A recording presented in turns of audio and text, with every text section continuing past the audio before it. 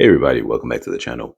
And today we're going to get back into or revisit a topic that we did earlier inside the channel, but I definitely wanted to bring it back to the forefront because it's something that's very important, something that we believe in very much here on the channel, and I want you guys to have this information. Now, obviously, you guys see on the card in front of you is pertaining to money management. And in a previous video, we had did a breakdown of just managing your money on the basic level with budgeting. So um, we're going to revisit that. We're going to show three different breakdowns, budgeting from a monthly income amount of $2,000, which you see here on the screen, a monthly income of $3,000, and then $4,000. So um, let's just jump into it. So obviously, you guys know that you know there's a lot of people out there who really just don't know how to manage their money. One of the biggest issues when it comes to us self-improving is starting with our money is one of the first and easiest things we could address. Obviously, down the line, you could address other things about yourself that you may want to improve. But the reason why I say addressing money is the easiest to get started with is because it doesn't take a personality change. It doesn't take you kind of, developing other random qualities about yourself that you have to work on, which each individual is different. We all have the same issues with money, and it's just a matter of you budgeting and deciding what you're not going to spend versus what you're going to spend, or what you need to spend versus what you don't need to spend. So here we're taking a look at a budget of $2,000 a month. Now, like I said before, we're going to go over three different budgets. I hope that one of these budgets kind of fall close to what where you fall into. If you make a little more outside of these budgets, like I said, the max budget we're going to do is $4,000. Then this will be a little guide to help you save. If you're below this budget in terms of making less than $2,000 a month, well then you'll still have a general idea on how to kind of save and your constraints and what works for you and things you can kind of take off the list and whatnot. So one thing I wrote here on this is addressing city budgets because obviously every city is different. So, what that would be in regards to your living condition. And these were my notes from previous time that I did this topic. So I'm just using these same notes to have a model display in front so you guys can see. Sorry about that. So $2,000 a month, living slash housing budget. So we put aside $700 a month from that, either for your total or partial home living expense. So the part where I mentioned about addressing the city budgets is if you live in a small town, a small city, $700 might be covering your entire rent or whatever the case is.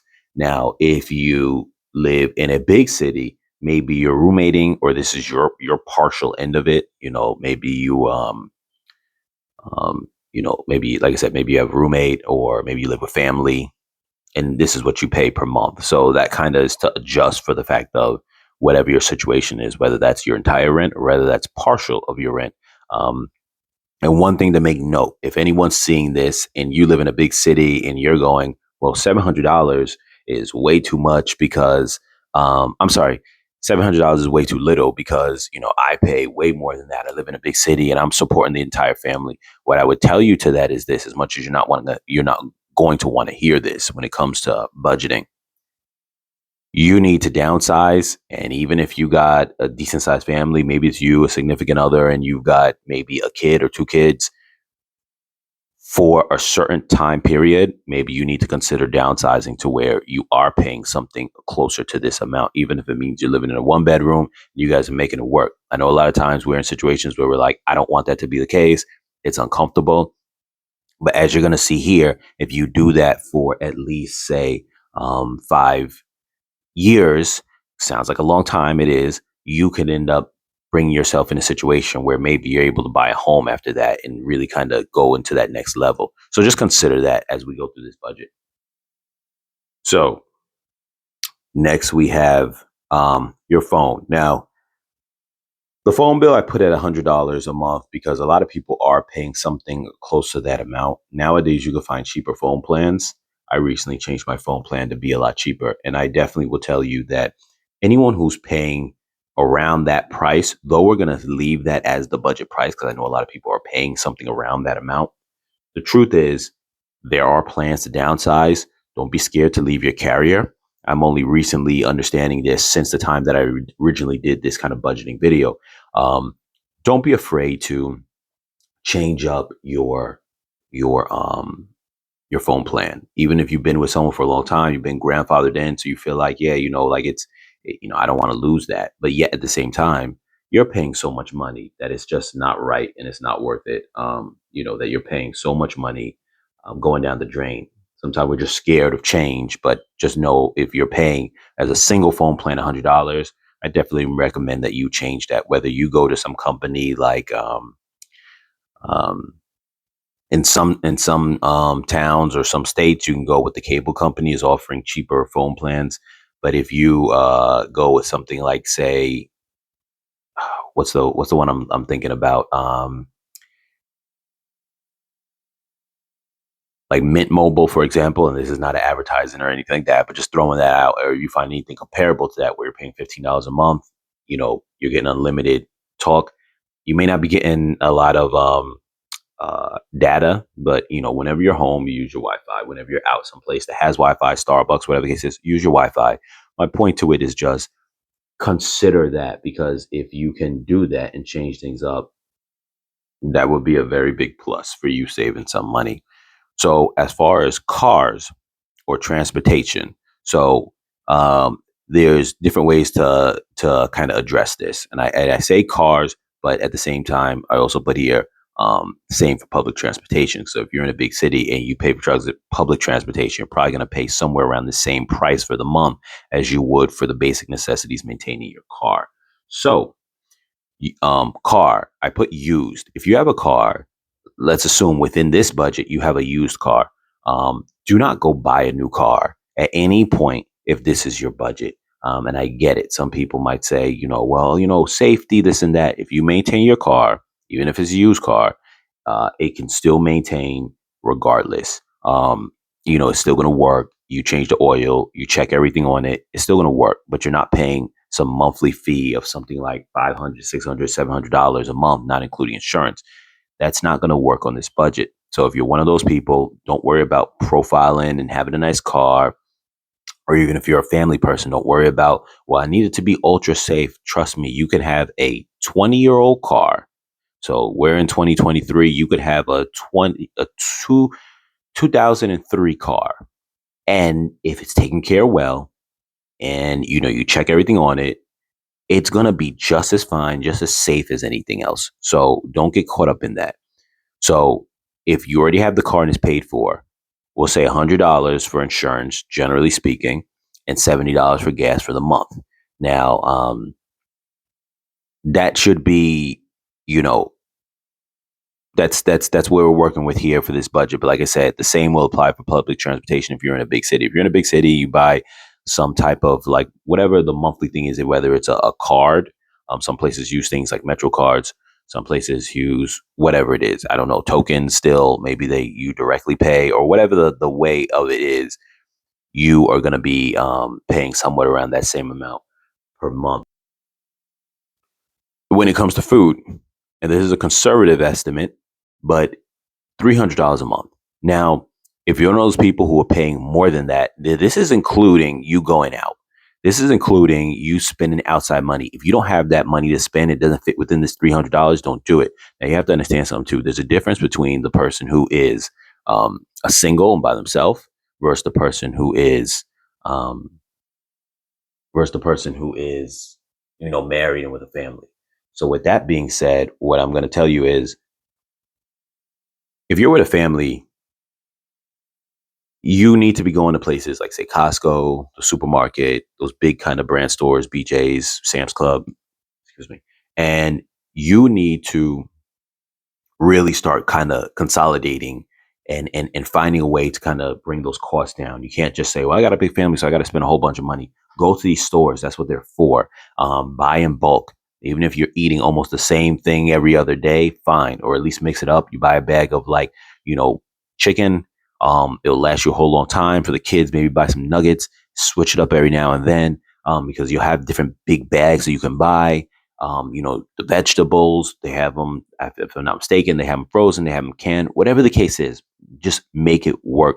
Do not sit here and start going out every night, because see that budget of $300 for the month, you can go out in one night to some chain restaurant and spend like maybe $80 for two people in one sitting. That's insane when you are trying to really get your life together and budget. Keep in mind the purpose of this budgeting thing. Let me remind you, because I didn't state this in the beginning of the video. This is not about you sustaining this way for the rest of your life. It's so you can put away money, so that way you can have an exit plan from the system, from you being in this cog of just, this whole machine of work 9 to 5 every day in and day out for like the next 30, 40 years of your life. It's going to destroy you. You know what I mean? Like that's insane to realize that if you put yourself on a budget plan, it may be somewhere between 5 and 10 years, you could now take that saved money, put it into some sort of investment, and ease yourself, from having to do such, crazy long work hours and schedules and whatever the case is. So this is about having an exit plan or securing your future. I didn't make note of that in the beginning of the video, but it's important for you to understand that it's about having an end goal. Because a lot of times us doing this, for us saving and budgeting for the next 20, 30 years, yes, that's going to be crazy, because you're going to, you're going to wreck your brain. But if you do it for a couple of years for the purpose of the exit plan, then you see the benefit. Now, so with food, as I was mentioning, if you have a big family, you do that. If you are single by yourself, this should be even easier to do. Make sure you bring your lunch with you to work, pack it from home, whatever you're doing. Just don't be going out to eat, because that's the killer of the budget faster than anything else. Going out to eat, you spend so much money when, you should be spending maybe $10 a day on food. If you are shopping at some of these big stores and making your own lunch and stuff like that. Come home when you have to. If you're hungry, make that pit stop to go home rather than go someplace and grab something to eat and make something from home. So whatever it is, but you get the idea. Miscellaneous 230. And for that, we're just rounding it up to 230 because it just gives us a solid number when we do our total. But 230 is your miscellaneous budget. It means something might come up, random things at the month. This includes not only like, rainy day money, but it also includes just, if you go over your budget. So that's your extra leeway for all your budget that you set. That's your extra leeway to go over. It doesn't mean you're trying to utilize that money, but it's just a just in case. So try not to use, all of that money. Obviously, you're going to have to use that, because obviously these expenses don't consider every little scenario. You know what I mean? Yes, we include it for all the basics, your phone, your gas, whatever the case is. But, obviously you guys are going to have cable, because everyone lives to have like cable internet now, or some kind of internet. So you're going to have that. You're going to have just various different things that are going to take place. That's your miscellaneous budget right now. I know it seems like a little bit, but you got to consider we're doing $2,000 a month budget. So you really can't have that much of a miscellaneous just for random, just junk and having fun. That's not what the miscellaneous is for. The miscellaneous is for any other bill that hasn't been accounted for. But also understand too, if you have a bill that is not required, don't have it. Now, for example, we sometimes have things like, streaming services and all this other kind of stuff. I get it. You may need some form of entertainment, but you should not have like 5 different streaming services. That's crazy. Share accounts with your family if you can, or have one streaming service, so that way you have something to watch to keep yourself entertained. Don't have like 5 streaming services. Any other thing you could think of, subscriptions, don't have them. There's no need for them. Don't have things like that. Another thing I want to recommend too, when it comes to this budgeting thing, is if you can, and if your credit is decent, if it's not, then, try to work on it. But if your credit is decent, get yourself a credit card that gives you points, preferably one that you don't have to, you know, change or update what the rewards are. At least something that will give you a clear, maybe like 1% cash back, regardless of what it is that you spend on. Just gives you that, rather than you have to pick your rewards every quarter, every 3 months, things like that. If you have to have one of those, then do it. But if you can have one that just gives you cash back, the reason why I say that is pay all your bills on that credit card. It's not a lot of money in return, but it adds up for bills you're gonna have to pay anyway. So at the end of the month, if you're paying like something close to like say $1,500 a month, well then that's $1,500 worth in points, and 1% on say $1,500 is $15. So you would have made $15 on cash back returns just for spending the bills you would have spent regularly inside the month, which is really not bad. Considering that it's free money. It's free money. You got to look at it like that. So now if you're doing that on a monthly basis, and I have my calculator right here, essentially you're looking at $180 for the month just for using a credit card that gives you cashback rewards. You're looking at $180 a month for free money. So that's definitely something also to consider when it comes for your budgeting. Now, let's speed this up because I know the video is getting long and we're gonna have to go through the other budgets, which are similar. So we're gonna be able to run through them pretty quick. But so 1,500 is what you spent for the month, and $500 is what you saved for the month. Now that $500, obviously, as we take that, just calculating the numbers, that equates to for the year $6,000. So you can see how even within this right here setup, where you're making $2,000 a month, you could be saving about $6,000 a year. And if you have any additional from your miscellaneous, then you can utilize that towards savings. But if not, you want to use some of that miscellaneous to treat yourself at the end of the month. That's fine too. Sometimes I know we got to keep our sanity. So every now and then, if you have a little left over from that miscellaneous, you can go and treat yourself to some, but don't take it from the savings of the $500 because you need to be on that plan. Now, that is in 1 year. So if you do that times five, then you're looking at $30,000 for 5 years. So for some people, that could be a house right there. That could be, and depending on where you live, if you're in a small city, that $30,000 for 5 years would be enough for you to, make a down payment, closing on a home, and now you have a home, and at least you have something that is your own. Even if now, from that point on, you're still in this kind of situation where you're grinding it out, but at least you have something that you own for yourself. Or maybe that is an investment property which you're renting out, you're collecting money on, now supplementing your income. Whereas, you know, you maybe are living in a place where you don't need that much space. So if you're in a small town, small city, and you the homes out there are a bit cheaper. So say if you're operating on this budget and then you purchase a home, you're renting it out, and let's say hypothetically your profit of what you're making per month, we'll say is maybe we'll say like maybe $600, not over the top, but say it's $600 a month. After everything's said and done, you're paying the expense of the mortgage or whatever the case is, and that's what's left over. You're now making an additional $600 with the same layout budget that you have, and maybe you're staying at a place that is wherever. Maybe you don't need that much space, so you're paying $700 a month of living costs, where the place that you're renting out is the equivalent, occupying space of maybe like 1,200, 1,500 worth of monthly rent. So you don't need that space for yourself. You get what I'm saying? So that's something to consider of what the goal is here, or maybe you invest it inside some kind of investment plan. And with that being said, you're making some kind of compound interest on it, whatever the case is, whether it's stock or whatever the case is. And once you drop that amount of $30,000, you could let that sit, and it becomes your retirement plan. And sorry, I paused the video, so I was doing some kind of calculation. So if I'm misstepping where I'm continuing from, I want to say that for that $500 you saving for, like I said, 5 years, and then you coming up with $30,000. Another option you would have is taking that money, putting it in stocks, like I mentioned, and I just did the calculations right now.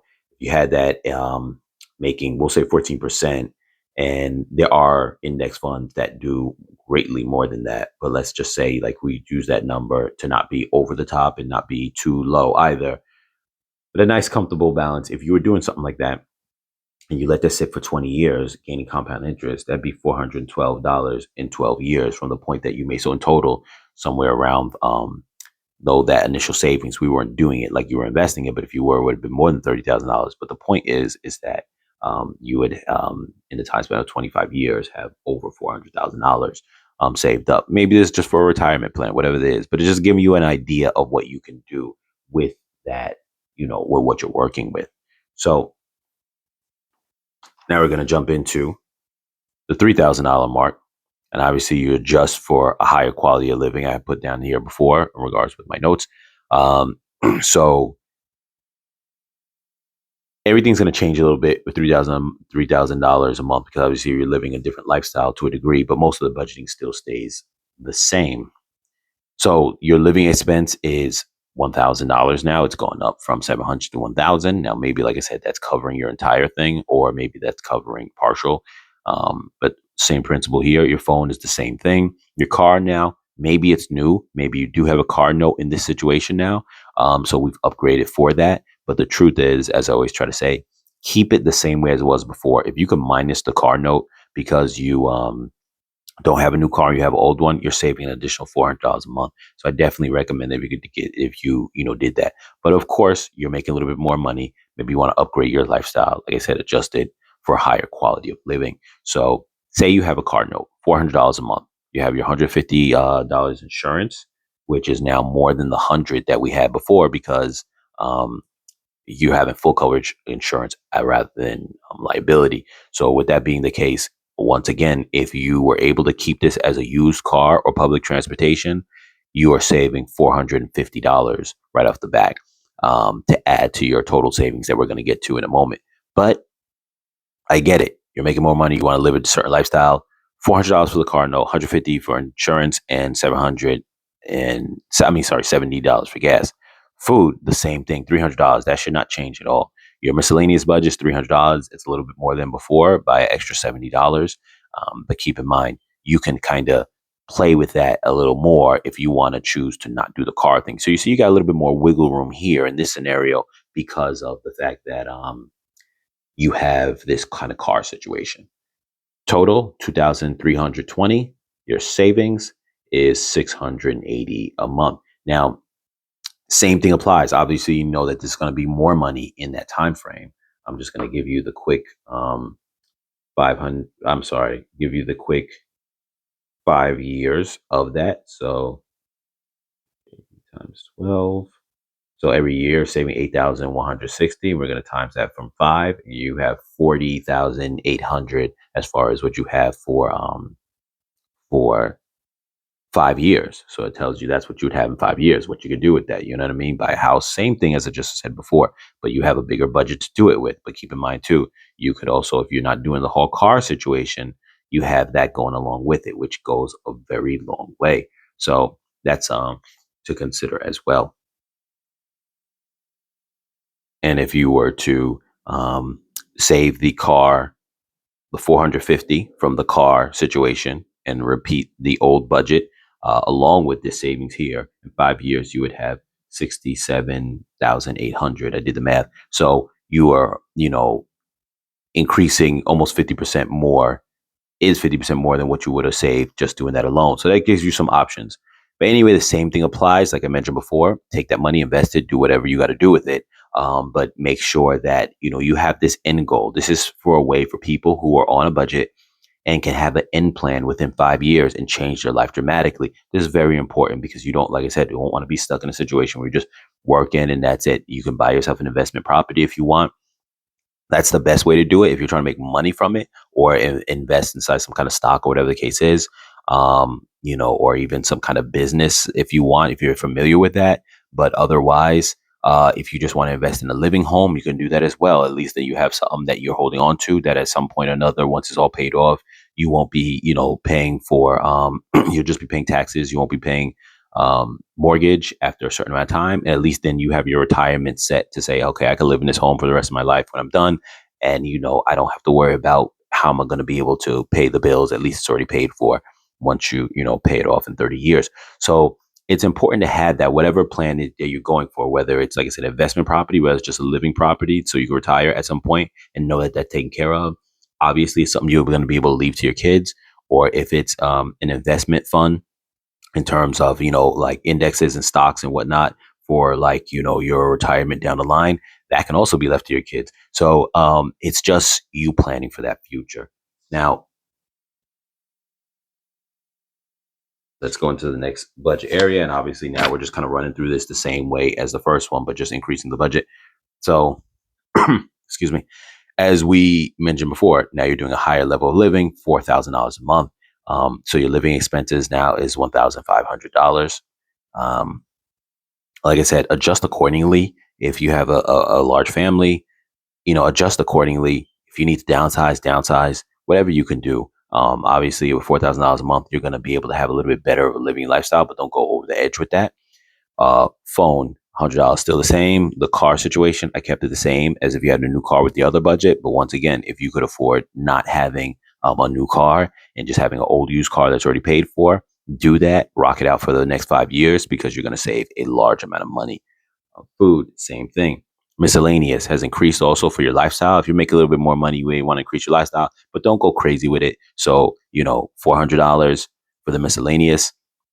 Obviously, keep in mind that's also covering some of your other bills. So don't think that that just means fun money. That's also covering bills that you might have that I didn't put on here because maybe other people don't have them, but you do. Your cable bill, maybe streaming services, maybe other various things that you have a monthly, bill for. I don't know if your job gives you, health insurance, or are you paying that out of pocket? Who knows? So the miscellaneous just accounts for all the other things that you don't have. So don't look at it as just fun money. Um, there's really not a lot of leeway in any of these budgets for fun money, but that's not the goal. This is about you, cramping down and really like doing what you have to do to increase your lifestyle over the future. So your total spending budget is 2,920. You're saving $1,080. Now we're going to do the math on that as well in real time. You're looking at, for every year, 12,960, and then we times that by 5. You're looking at 64,800, which is a good chunk of money for you to have over the course of 5 years. Now, as I mentioned before, if you have the old car set up, you're saving an additional $450. So we're going to add that into the budget, meaning that your total amount, if you had the used car setup, like I said, from the beginning, or public transportation from the beginning, from that first budget, you're looking at now $1,530 per month being saved. Times that from the 12, you're looking at 18,360 for the year, and times 5 years, you're looking at $91,800. So at that point, you see, obviously, there's a lot of money to be made with that. And if you are putting that in investment stocks, you're getting a lot of interest coming back on that. But if you are taking that and want to invest in a property, you could have invested in probably 2 properties with that, I'm sure, and then been collecting collecting um, rent on those. So you're making money to supplement now your income even further. Keep in mind too, when you go that route, that property is gaining equity and value. So it's almost like the money that is going back to sell, even if you're breaking even, you're not making any money from it. Just know that that's still going back into itself, almost like a savings bank. The money that the people are paying you for rent is going back into it. So they're paying for it. You're not paying for it at all. And at that point, or maybe you're just barely breaking even, maybe you're paying a little bit, but still, it's still a profit, because in the long grand scheme of it, that money that you're making is going back. And then at the end of it, after the end of 30 years, it paid for itself and didn't really come out of your pocket because you had tenants who were paying for it. So I just need you to understand that from that perspective too, or whatever route that you take. I hope that this is very helpful for you guys. I hope you guys really get into the mindset of budgeting.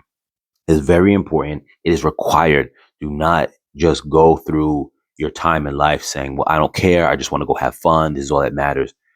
When you're young, especially when you're young, this time is going to go by fast. And what's going to happen is you're going to realize, if I would have, when you hit, like, say if you're seeing this video and you're like young 20s, maybe you're 25, you just started your career job. If you look back when you hit 30 and you say, well, man, if I would have just saved for 5 years, I could be, owning property, who knows what could be going on right now. I could have been investing in stocks. I could have been doing something big. And all I had to do was 5 years. And now it's 5 years later and I have nothing to show for it. You're going to really be angry at yourself. So please really take that time and really like dive in and figure out a plan for yourself. So I hope that this was helped for you guys to kind of guide yourself a little bit. If you're a little older, there's no that there's you got to start at some point. So there's no better time to start than now. If you're 30, 35 years old, that's fine. Put yourself on a 5 year plan. By the time you're 40 or 45, you can now do this. You buy a home. At least you're set. At least you have something. And that is the beginning of you starting things like generational wealth for your kids. You have something to give them, and something is always a head start. Um, with that being said, you guys, I'm going to close out the video, but there's going to be a link in the description for my book, which is A Guide to Better Living for a Better Life. I know it's a cheesy name, but it's so you guys can understand that there is a better life to live. It encompasses these kind of things with the budgeting. The same kind of thing we just went over is inside the book, along with things like investment in property and how to kind of go about that in terms of just the basics, in terms of the numbers. Not really, like obviously you're going to have to figure out how it's done, but it just goes over pretty much the basics in terms of some numbers. And I don't make some crazy numbers where you're making a bunch of profit. But the reason why I did that is for you to understand that it's not always about making the profit, because like I just explained here, breaking even is making a profit because you have your home is paying for itself, including some basic stock investment tips. No expert, so if you need to go to expert, do so. But this is just to get you started where you could say, I'm investing in something that's solid, that's going to definitely make profit. Like a lot of people invest in an S&P 500 stock. For those who are not really sure what that means, it's just the top 500 companies at the given time.